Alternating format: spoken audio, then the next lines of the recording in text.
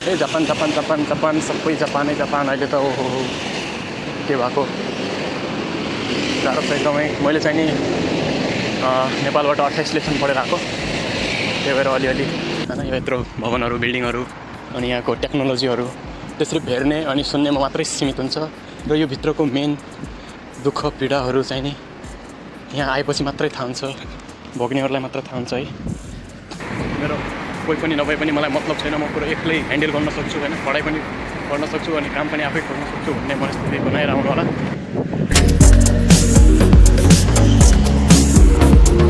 Japan Japan भन्नेहरूको लागि म एउटा भिडियो बनाउन चाहेँ गाइस होइन। यदि तपाईँहरूको मान्छे आफन्त एकदम नजिकको मिल्ने, तपाईँले गरेको भरोसा टुट्न नदिने भरोसेमन्द मान्छे छ भने मात्रै उसको भरमा आउनु होला है। सकभर त भरोसा भन्ने चिजै हुन्न जापानमा आएपछि होइन। जति सकिन्छ सकभर आफ्नै दममा होइन म चाहिँ एक्लै भिड्न सक्छु, लड्न सक्छु होइन। जापान गएपछि एक्लै काम खोज्न सक्छु, एक्लै म सबै कुरा एक्लै ह्यान्डल गर्न सक्छु, काम पनि खोज्न सक्छु भन्नुहुन्छ। यदि त्यस्तो तपाईँहरूको मनस्थिति छ, मनस्थिति नभए पनि त्यस्तो मनस्थिति बनाएर चाहिँ आउनु होला भन्न चाहेँ होइन। नत्र तोक्ते म ताइहान्देस एकदमै गाह्रो हुनेवाला छ जापान होइन। यो यत्रो भवनहरू बिल्डिङहरू अनि यहाँको टेक्नोलोजीहरू त्यसरी हेर्ने अनि सुन्नेमा मात्रै सीमित हुन्छ र यो भित्रको मेन दुःख पीडाहरू चाहिँ नि यहाँ आएपछि मात्रै थाहा हुन्छ, भोग्नेहरूलाई मात्र थाहा हुन्छ है।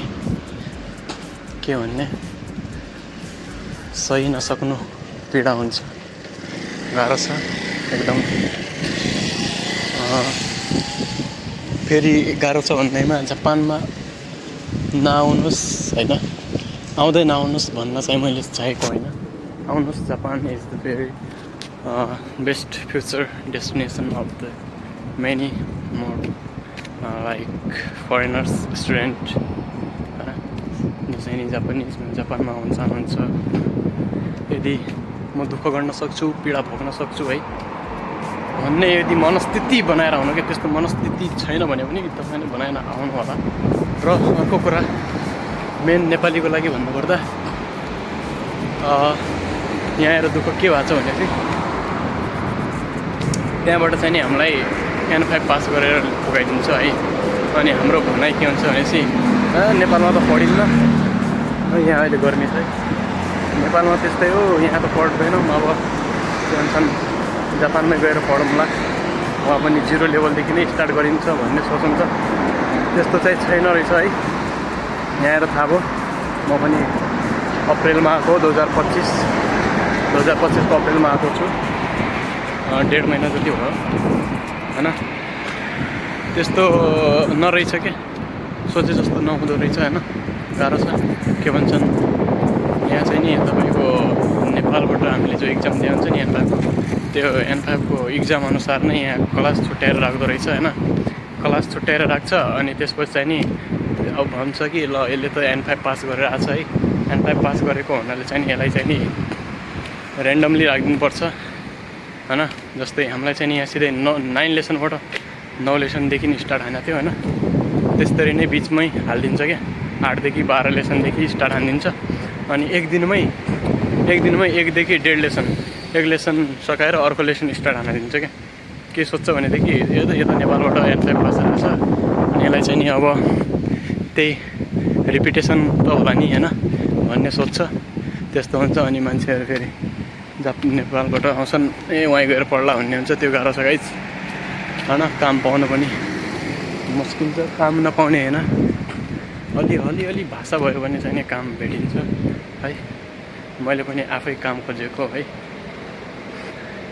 मैले चाहिँ नि ट्याक्कै कति 22-23 दिनमा मेरो ब्याङ्क कार्ड बन्यो होइन। अनि त्यसपछि म काम खोज्नमा लागेँ। अनि काम चाहिँ पाउँछ नपाउने होइन, अलि भाषा आउनुपर्छ, इन्टरभ्यू दिनसम्मको भाषा आउनुपर्छ है, नत्र गाह्रो छ गाइस।